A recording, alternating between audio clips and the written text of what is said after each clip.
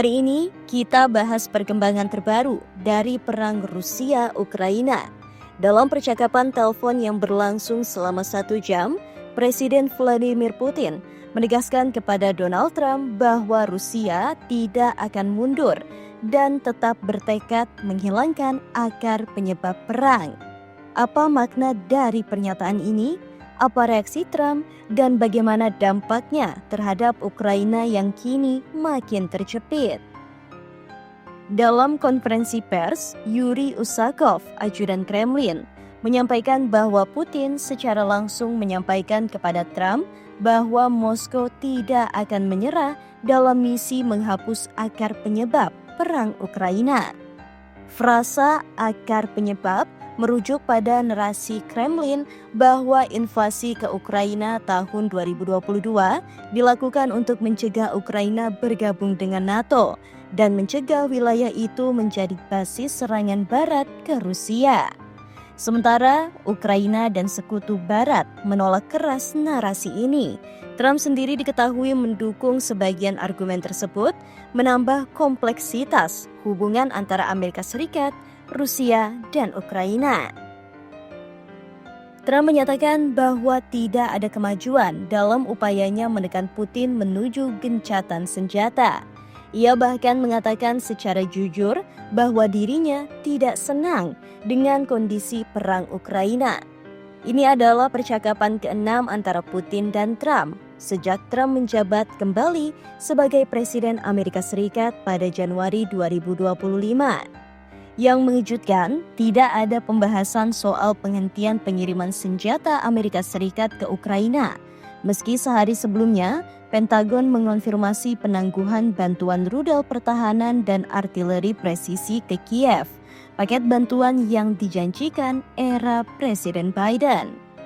Putin menyatakan bahwa meskipun Rusia terbuka untuk diplomasi, negosiasi damai harus terjadi langsung antara Moskow dan Kiev, bukan dengan perantara Amerika Serikat. Bahkan dalam pertemuan diplomatik awal Juni di Istanbul, negosiator Rusia dilaporkan meminta diplomat Amerika Serikat keluar dari ruangan.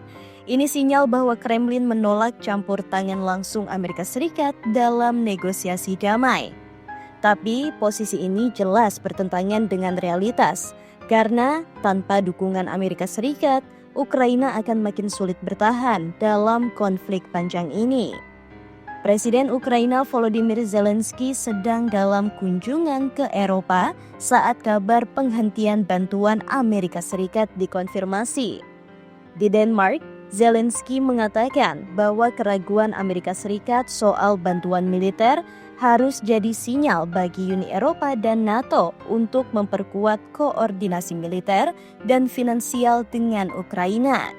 Trump sebelumnya telah menolak aspirasi Ukraina untuk bergabung ke NATO, yang berarti Kiev kehilangan 2 hal sekaligus: jaminan perlindungan keamanan jangka panjang dan bantuan militer segera. Zelensky berharap bisa berbicara langsung dengan Trump pada hari Jumat untuk membahas keputusan menghentikan pengiriman senjata, terutama rudal Patriot dan jet tempur F-16. Putin sebelumnya sempat menawarkan diri menjadi penengah konflik Iran-Israel yang berlangsung selama 12 hari. Namun, Trump menolak dan malah mengatakan, "Saya tidak butuh bantuan dengan Iran. Saya butuh bantuan dengan Anda." Sebuah pernyataan yang menegaskan bahwa Trump frustrasi terhadap sikap keras kepala Kremlin.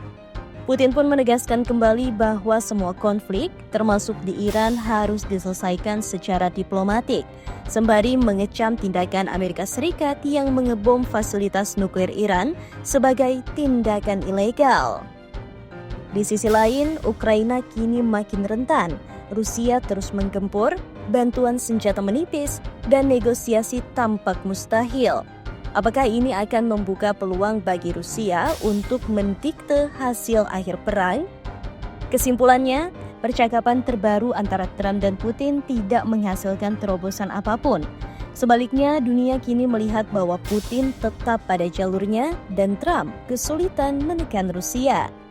Dengan bantuan senjata yang ditangguhkan, posisi Ukraina makin lemah.